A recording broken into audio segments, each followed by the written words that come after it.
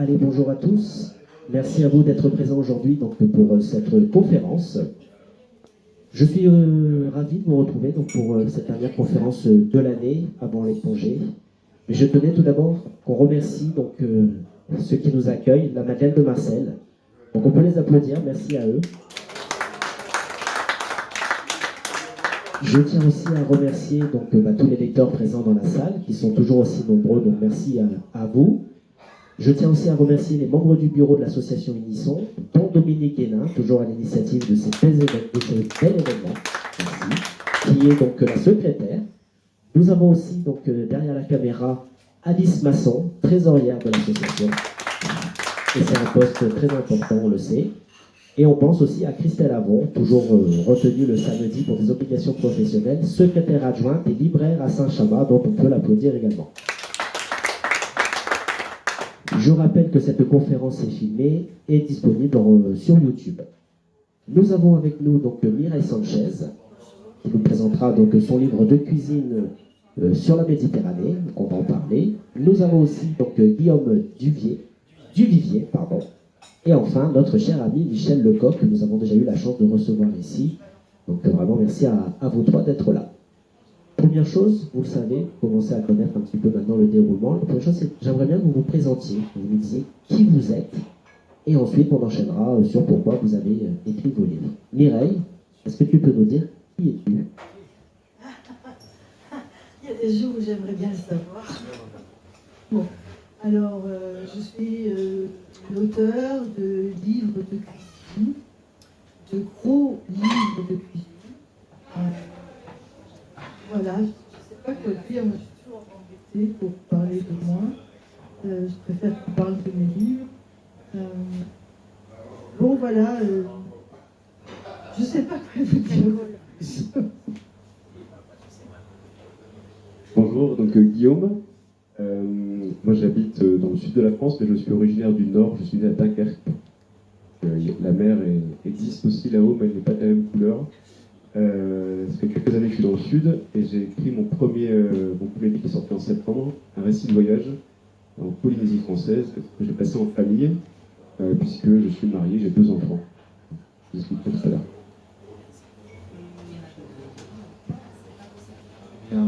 Bonjour, donc Michel.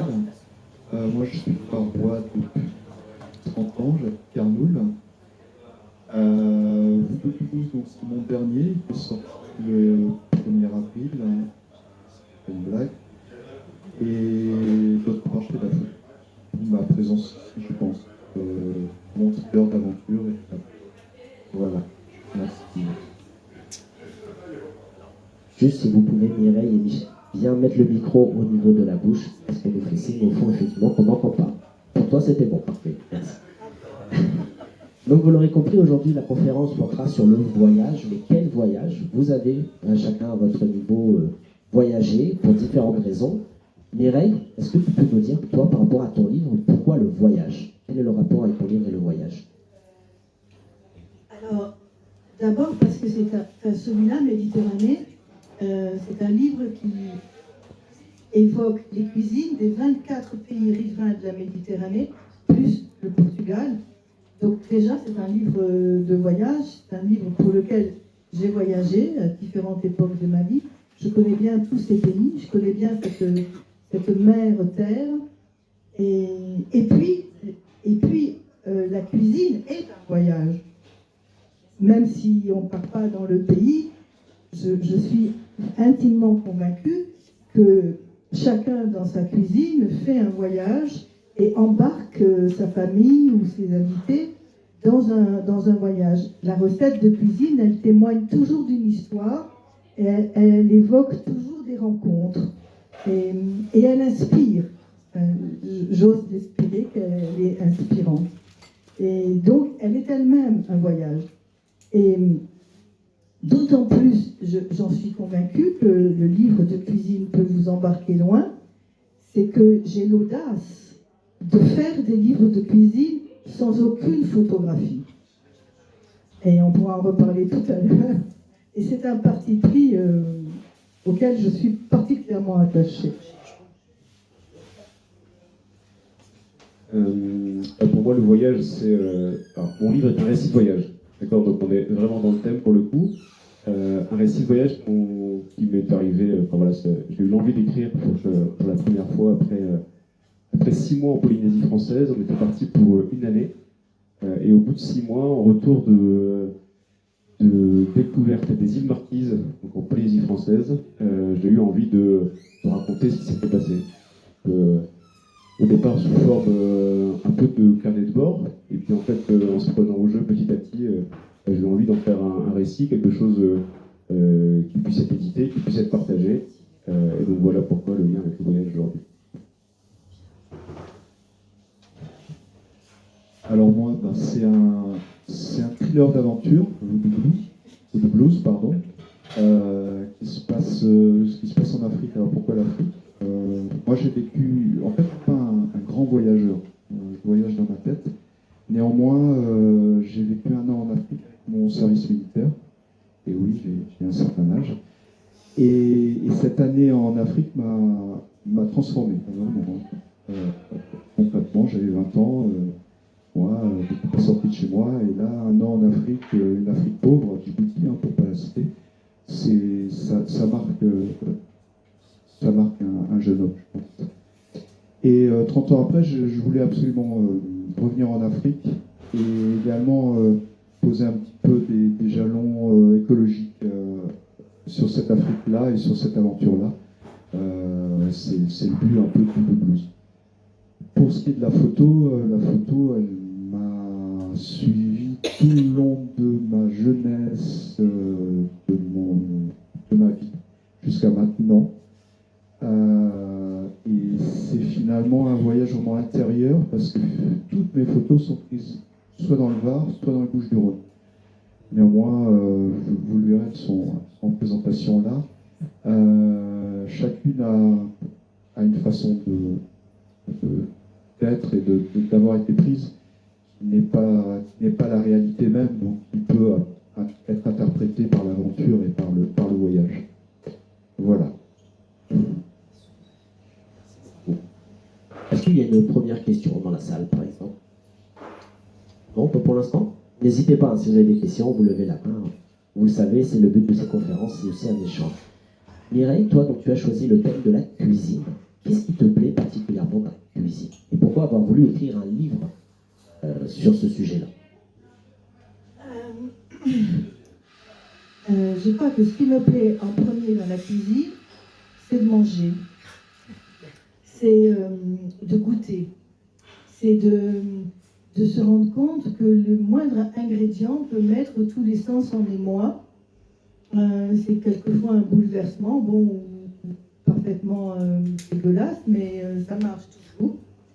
Et puis, ce qui me plaisait dans la cuisine, c'est de raconter l'histoire.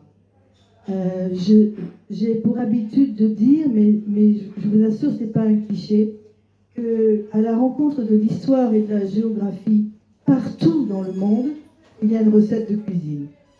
La cuisine, elle témoigne que l'histoire a existé. Elle témoigne des échanges, des migrations, des échanges commerciaux ou historiques, ou culturels, ou cultuels. Voilà, la recette, elle est un témoin et un passeur, parce que la recette, elle est aussi de transmission de génération en génération. Je parle de cuisine familiale, traditionnelle. Je ne parle pas de la cuisine des grands chefs, qui est un autre sujet. Et donc, en fait, tout a commencé avec un poulet pour moi. Il y a longtemps, j'étais en amour depuis toujours de cet animal, et en feuilletant des photos de voyage, parce que j'ai eu la chance de beaucoup voyager, il y avait toujours des poulets dans mes photos. Et un jour, on m'a dit, mais d'où il vient? Et je n'ai pas pu répondre à cette question sur l'instant, alors qu'on était en train d'en manger. Et depuis, je n'ai cessé de chercher d'où il venait. Et ça a donné un premier livre de plus de 1000 pages, qui s'appelle Le poulet voyageur, et qui est réédité en octobre, là, cette année, dans sa version française. Et c'est comme ça que je me suis aperçue qu'il y avait ce lien indéfectible entre l'histoire et un ingrédient. et des recettes de cuisine. Et après, je me suis dit, mais quel est l'ingrédient que l'on mange partout dans le monde, dans toutes les régions, dans tous les continents, dans toutes les classes sociales, dans toutes les religions? Et ben, c'était le poulet. Après, il y en a d'autres, donc c'est d'autres livres. Et c'est ça, c'est toujours ce lien qui m'intéresse. Donc c'est toujours... et ce poulet, il a fait un voyage extraordinaire, et il le fait toujours. Méditerranée, d'abord je suis méditerranéenne, c'est mon identité. Si quelque chose me définit, c'est ce mot, et je suis très fière de le porter. Et il n'y a pas d'autre région au monde où l'histoire et les échanges et la culture et le culte ont autant d'importance qui se ramènent sur la table. Je pense que c'est la seule région au monde. Et donc, il fallait bien un jour que j'en fasse quelque chose de tout ça. Et donc, ça fait un livre de 1000 pages, 1300 recettes, etc. Parce que moi, je ne sais pas faire petit, mais parce que la Méditerranée, elle nécessitait de lui rendre au moins un hommage à hauteur de son histoire. Voilà. Non, à temps pareil, est-ce que tu peux nous présenter ton livre plus en détail? Ah oui, pardon, Dominique, excuse-moi. J'avais une question pour Mireille. Justement, comme tu parles de voyage, tout ce qui fait que les recettes actuelles viennent de loin, mais est-ce que justement tu as retrouvé des recettes qui dataient de très longtemps et qui sont dans ton livre? Alors, dans le livre, il est fait mention à de multiples pages de recettes très anciennes. De recettes qui sont en tout cas attestées, quelques-unes sont attestées depuis le 5e siècle en Méditerranée. Et il y a quelquefois les recettes qui sont mentionnées dans leur terminologie et leur phrasé de l'époque. Mais j'explique aussi que c'est la même que l'on fait maintenant aujourd'hui, donc je ramène dans une forme plus contemporaine. Mais voilà, je fais toujours ce lien entre une recette ancestrale ou séculaire et les recettes d'aujourd'hui, et surtout le lien entre plusieurs pays. Parce que en Méditerranée, vraiment, la cuisine n'a de sens qu'en se faisant écho d'une rive à l'autre. Et c'est ça qui m'a particulièrement intéressée. Vous parliez du premier livre sur le poulet, Oui. qui était réédité en français. Pourquoi les autres n'étaient pas édités en français? Alors, la première version si, le poulet a eu une première version en français en 2019. Et puis, en français, il s'est arrêté à cause du Covid. Et les éditeurs d'alors se sont demandé si on tentait le coup d'un retirage. Le premier tirage avait été tellement conséquent qu'ils ont hésité à le refaire en plein Covid. Mais entre-temps, mon poulet, les droits se sont vendus aux États-Unis, au Mexique, en Hongrie, etc. Donc, il avait une vie très belle dans sa version anglaise. Et j'hésitais à refaire une version. Je me disais, mais si je refais une version, je vais faire quoi? Et puis, l'éditeur m'a dit, fais ce que tu veux. Alors, j'ai dit, mais mon livre, il fait 898 pages. Est-ce que je peux faire 200 ou 300 pages de plus? Parce que depuis, j'ai d'autres choses à dire sur le poulet. Et on m'a dit, oui, tu fais ce que tu veux. Donc, c'est un très gros livre de 1056 pages qui sort en octobre dans une nouvelle version française. Voilà, d'accord. Et il y en a un autre aussi qui sort le même jour, mais il faut que les autres parlent. Il y a aussi des poulets en Polynésie. Alors, je peux dire... Je suis navrée, mais ce sont les Polynésiens qui ont découvert le poulet. Gallus gallus était un oiseau sauvage qui vivait dans la vallée de l'Indus. Ce sont ces navigateurs intrépides et fous polynésiens qui vont découvrir Gallus gallus, qui vont lui donner son premier nom, qui vont l'appeler Manok, et qui vont, avec leur pirogue, l'apporter sur l'île de Pâques, où sur l'île de Pâques, ils découvrent la patate, et ils vont échanger mon poulet contre ta patate. Et donc il y a encore des poulets, il y a des coqs qui réveillent toute la Polynésie tous les matins. Quel bonheur! Mais c'est vrai qu'au début on est surpris, mais en fait on s'habitue assez vite de se faire réveiller par les coqs. Non, mais c'est... moi je parle aussi de plat polynésien, c'est le thon cru au lait de coco. Mais bon, c'est pas le sujet. Mais si, c'est un sujet, c'est vrai. Alors, découverte de la danse de l'oiseau aux îles Marquises, c'est au départ une légende, puisque aux Marquises, la culture est orale. Les gens n'écrivaient pas, ils n'avaient pas cette culture de l'écrit. Il se passait des histoires, des légendes de famille en famille et de génération en génération. Donc, découverte de la danse de l'oiseau. La danse de l'oiseau, donc, c'est une légende qui a été écrite la première fois par Lucien Kimitété, qui est une personne qui est décédée aujourd'hui, mais qui du coup a laissé trace de cette légende écrite. Et moi j'ai découvert ce bouquin aux Marquises, et le lendemain j'ai découvert la danse, puisqu'en fait cette légende elle s'est transformée ensuite en danse, qui a été interprétée donc, par des danseuses marquisiennes. Et j'ai été touché par cette culture aux Marquises où les gens sont authentiques, connectés à la vie d'aujourd'hui, parce que Internet existe, il y a la fibre, les téléphones portables, etc. Mais ils sont restés sur des valeurs humaines de partage, d'authenticité, de simplicité, qui font qu'on est forcément touché. Enfin, si vous croisez quelqu'un un jour qui est passé par la Polynésie, et en particulier aux Marquises, il vous dira que c'est juste une culture exceptionnelle et des gens qui partagent facilement tout ce qu'ils ont, et on est forcément touché. Enfin, en tout cas, moi je l'ai été. Et je pense que c'est ça aussi qui m'a donné envie d'écrire. On parle là-bas le mana. Le mana, c'est une espèce de force spirituelle qui vous touche quand vous voyagez aux îles Marquises. Il y a d'ailleurs Jacques Brel qui est resté là-bas quand il est allé, il n'a pas pu partir, et il est enterré là-bas. Il y a Gauguin aussi qui y est. Comment ouais. Oui, non, mais il y a eu plein de choses qui se sont passées aux Marquises. C'est en même temps très très loin, d'accord, donc c'est quelque chose qui fait rêver, et en même temps il parle français, d'accord, donc c'est aussi très facile d'accès pour n'importe qui, pour échanger. Donc c'est à l'issue de ce voyage aux îles Marquises que je me suis mis à écrire. Je vous expliquais tout à l'heure d'abord un carnet de bord, et puis ensuite on se prend au jeu de l'écriture, et puis on se dit tiens, ça serait intéressant d'en raconter un peu plus, et puis je m'intéresse à la culture marquisienne. Du coup j'y retourne une deuxième fois pour une autre occasion, et puis voilà, je décide d'écrire, de raconter tout ça pour partager la culture marquisienne, polynésienne aussi forcément, puisque les Marquises sont partis de la Polynésie, et de donner envie aux gens de s'y intéresser, ou en tout cas de voyager par ce récit de voyage, plutôt que d'y aller, parce que je pense que voilà, tout le monde n'a pas le temps, l'argent, l'opportunité d'y aller, donc c'était l'occasion de partager, grâce à ce récit de voyage, ces îles Marquises. Et en plus, ça devrait faire l'actualité cette année, puisque normalement les îles Marquises vont être reconnues au patrimoine mondial de l'UNESCO. Donc on devrait en parler bientôt. On va en parler pendant les JO, parce que il y a l'épreuve de surf à Taupo, à Tahiti, qui aura lieu là-bas. Donc on se rapproche des Marquises, même si on n'y est pas encore, parce que les Marquises c'est à 1500 km de Tahiti. Donc quand vous êtes à Tahiti, vous n'êtes pas encore aux Marquises.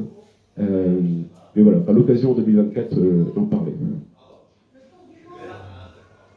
Juste une question, et est-ce qu'on aura le plaisir peut-être d'avoir d'autres récits de voyage? Est-ce que tu as d'autres projets de voyage justement?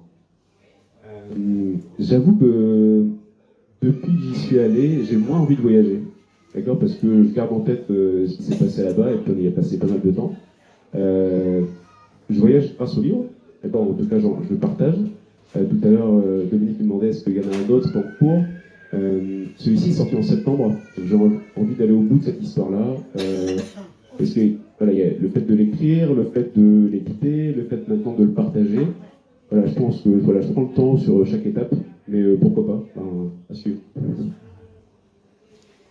Toi, Michel, pareil, est-ce que tu peux nous présenter ton livre, s'il te plaît? Alors, mon livre, je vais vous parler que du côté aventure et voyage de mon roman, parce qu'il a un sujet écologique assez fort. Néanmoins, au niveau aventure et voyage, j'ai voulu absolument faire ce roman, l'écrire, parce que l'Afrique m'a touché lorsque j'y ai vécu pendant beaucoup d'années. Elle m'a touché par les gens,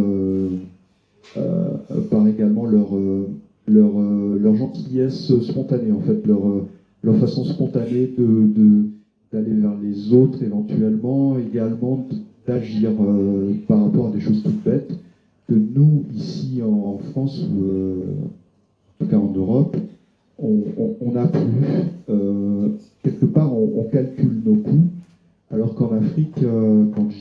demain ça a peut-être changé, il calculait rien en fait, c'était la spontanéité totale. Donc j'ai voulu vraiment retranscrire ça dans mon roman, d'où mon aventure de ma jeune fille, jeune femme, elle a 17 ans, elle s'appelle Dalila, qui a un secret et puis qu'elle doit absolument transmettre à Paris. Donc déjà, vous voyez, il y a une espèce de chose un petit peu alambiquée. Pourquoi forcément aller à Paris et pourquoi ça doit être si nécessaire que ça. Mais dans la tête de ces gens-là, des fois, il y a cette spontanéité qui fait que il faut le faire, quoi. Il faut y aller. Au risque d'avoir des coups et des blessures, mais il faut y aller. Et donc c'est vraiment ça que j'ai vécu en Afrique, c'est vraiment comme ça que j'ai voulu transmettre ça dans mon roman et dans mon héroïne Dalila et dans son compagnon de voyage qui s'appelle Moses, qui lui à tout l'inverse, elle a 17 ans, Moses en a pas loin de 60, donc il y avait cette espèce de jeu entre les deux, entre la faux folle et puis le sage, qui sont vraiment des choses que j'ai moi vécues quand tout bêtement, par exemple, j'allais acheter des cartes postales, à l'époque ça existait encore, des cartes postales à Djibouti où je les achetais auprès de gamins qui, voilà, c'était le deal, quoi. C'était à eux qu'il fallait que je les achète, pas n'importe où et pas ailleurs. Et c'est un peu ça, ce roman-là. C'est un secret, et il faut le transmettre et ça passe. Point ou ça casse, peu importe, il faut lire le roman.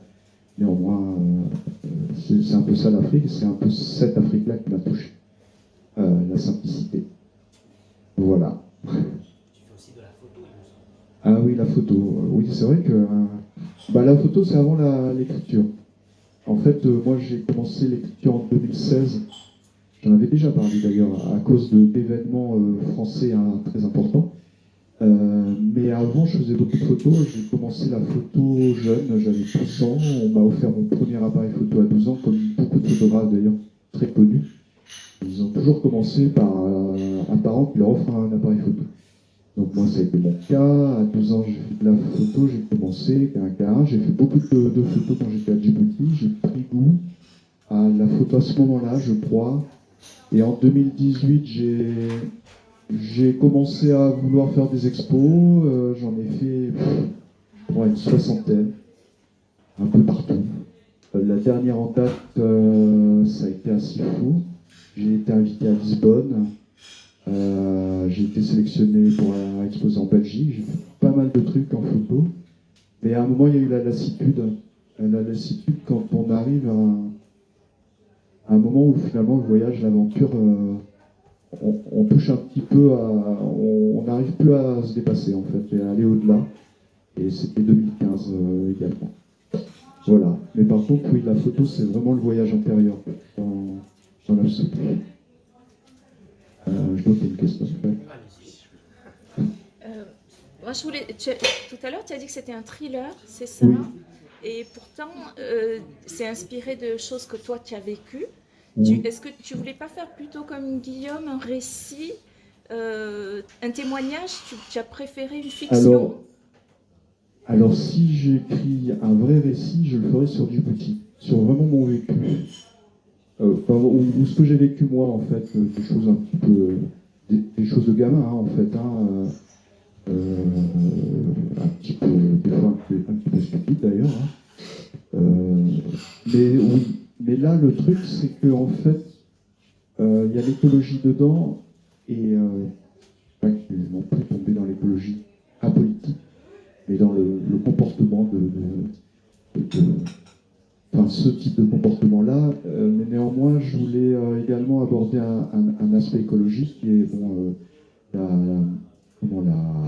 la production du pétrole en Ouganda. Et voilà, je suis tombé dedans, c'était l'Ouganda, la Tanzanie, c'était pas ailleurs en fait. Donc j'ai parlé de ces pays-là. Et d'ailleurs, mon collègue me faisait référence un petit peu pas au surnaturel, mais aux démarches un petit peu spirituelle des marquises. Là aussi, j'en parle parce qu'en Tanzanie et Ouganda, ce qui est très prégnant, très présent, pardon, c'est la sorcellerie. Et j'en parle également parce qu'en fait, ça m'a beaucoup amusé dans ce roman. J'en fais un peu un parallèle avec les réseaux sociaux. Donc c'est assez drôle à faire, en fait. Il faut le lire pour comprendre, mais c'est assez drôle à faire. Voilà. Et juste, ce thriller, il n'aurait pas pu se passer ailleurs.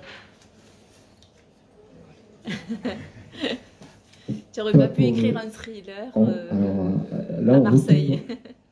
Ben, j'en ai déjà écrit, en fait, ouais.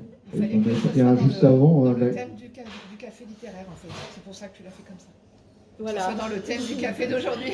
Exactement, en fait, je me suis C'était une commande, dépêché. voilà, merci. Je l'ai écrit dans la semaine. Non, c'est toujours mon sujet principal, en fait, qui est un petit peu, comment dire, volatile dans le roman. C'est vraiment l'écologie et l'exploitation du pétrole.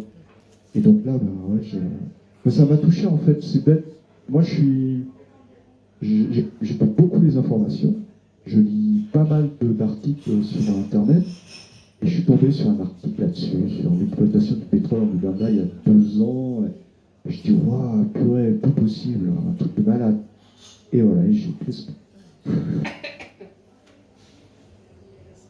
Est-ce qu'il y a une autre question?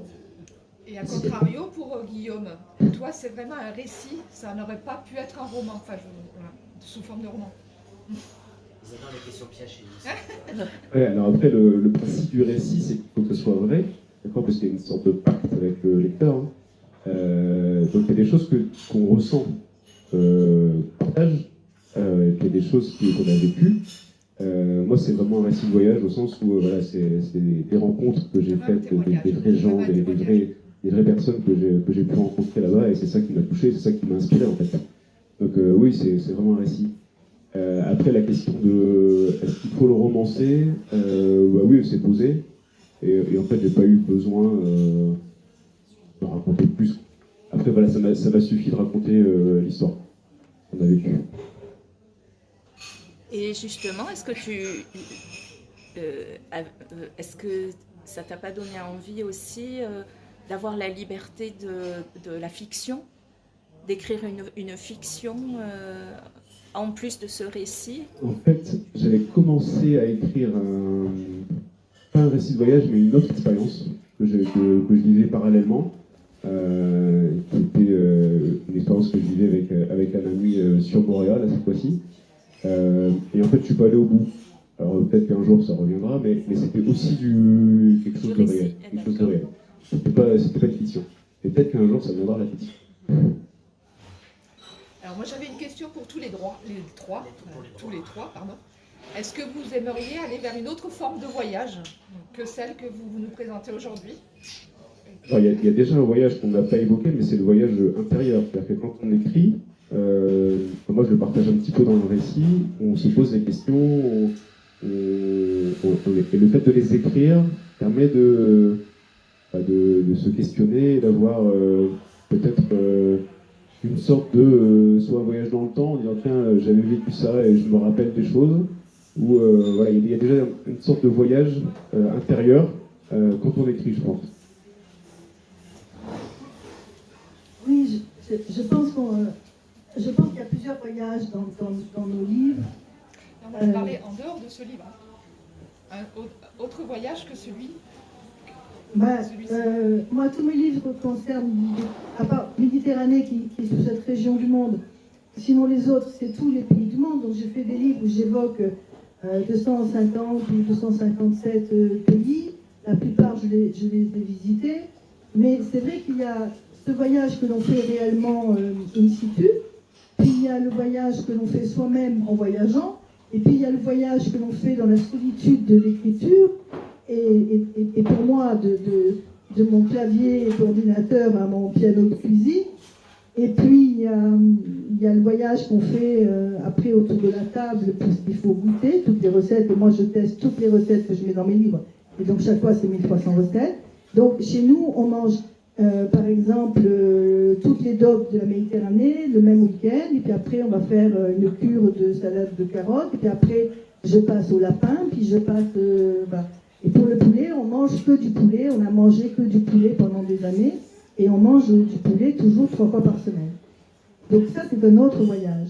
Et puis, il y a le voyage qu'on va faire avec son livre.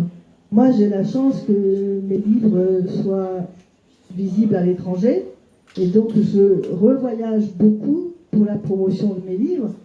Mais en revoyageant pour promouvoir mes livres, du coup, je rencontre d'autres personnes, je rencontre d'autres régions, je rencontre d'autres libraires, d'autres éleveurs, d'autres producteurs, d'autres confréries.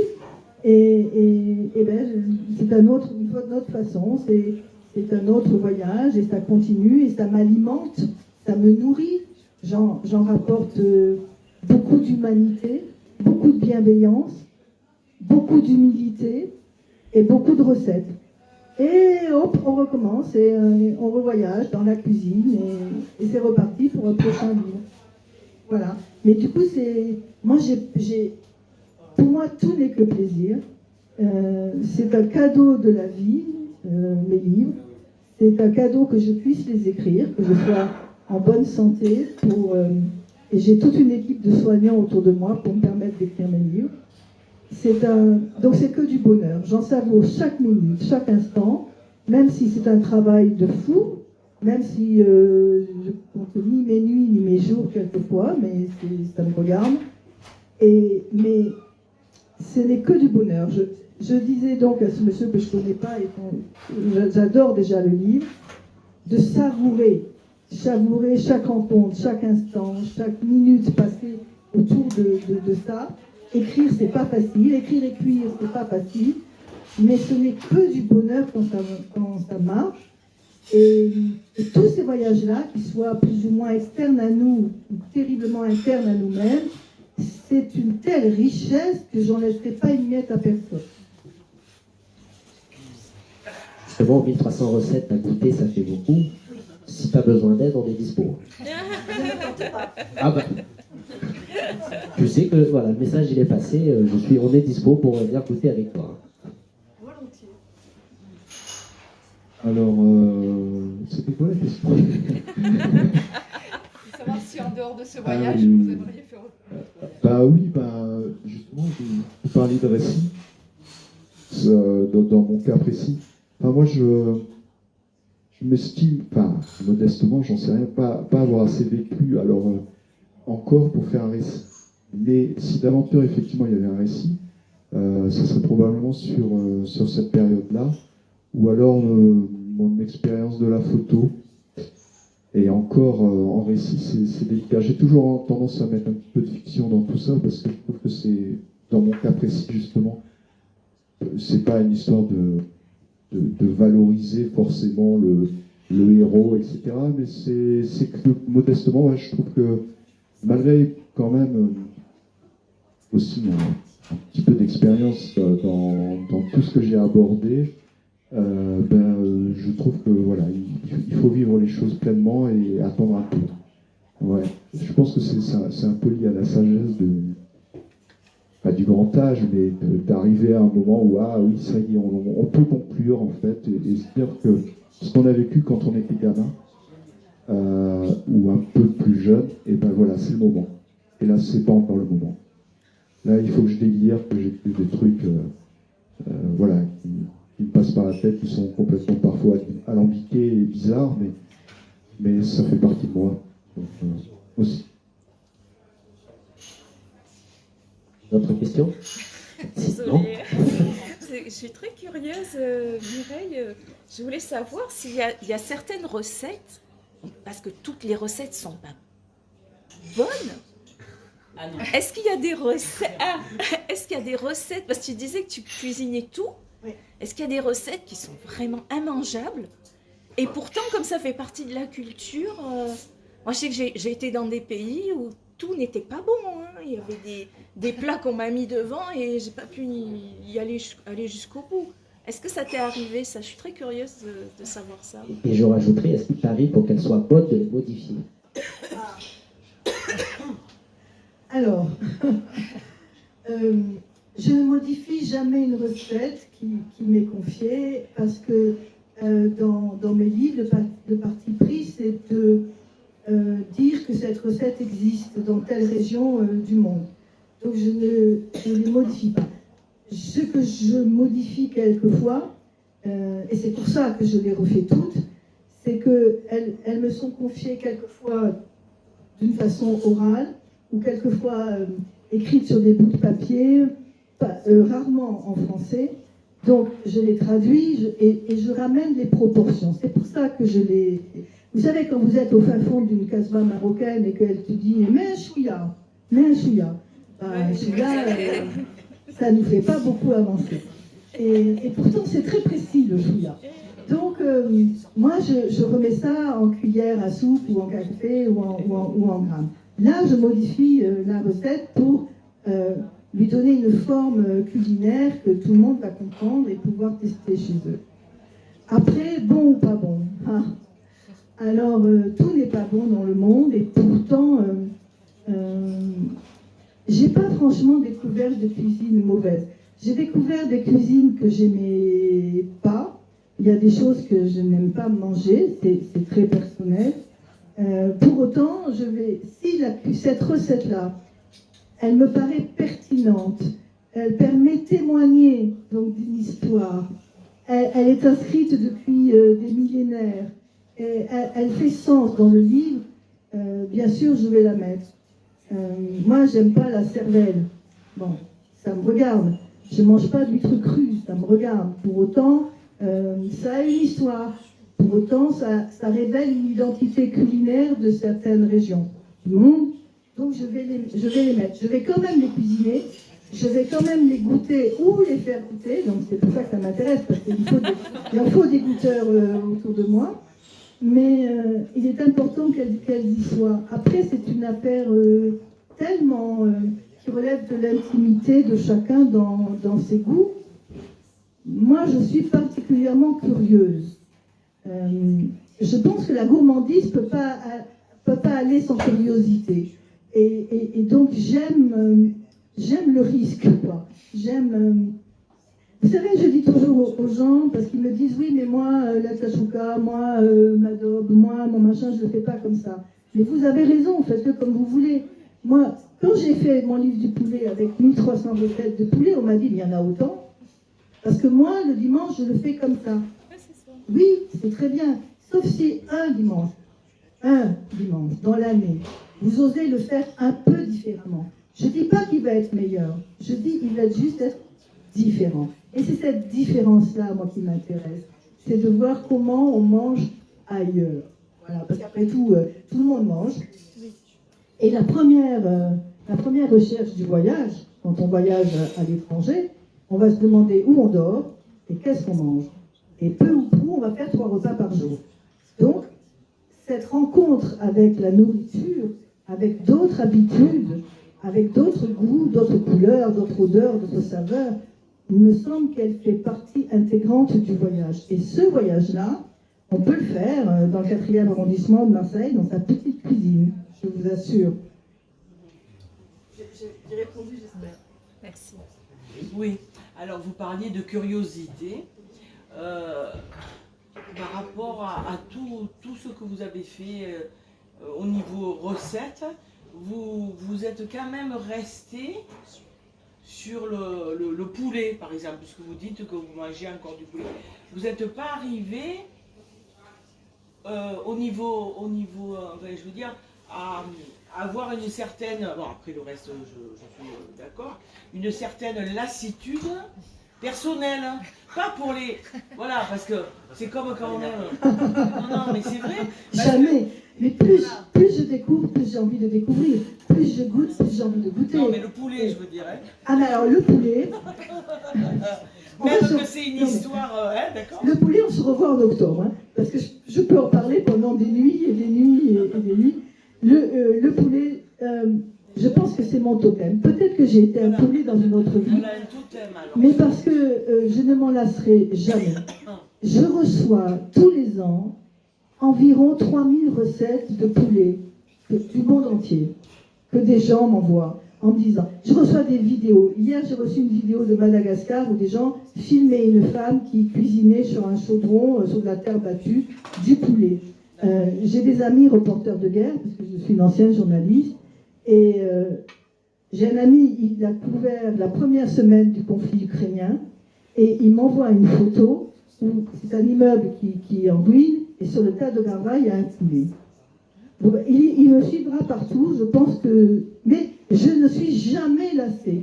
Et d'aucune recette. Parce que... Non, mais les recettes, oui. Non, mais... Le poulet. Non, alors moi, je fais en plus des monoproduits. Parce que, en même temps que le poulet, le 16 octobre, sort un livre qui s'appelle Excellent, le gros livre des œufs. Et on est reparti pour 1300 recettes, 1000 pages, sur la façon de cuire les œufs partout dans le monde.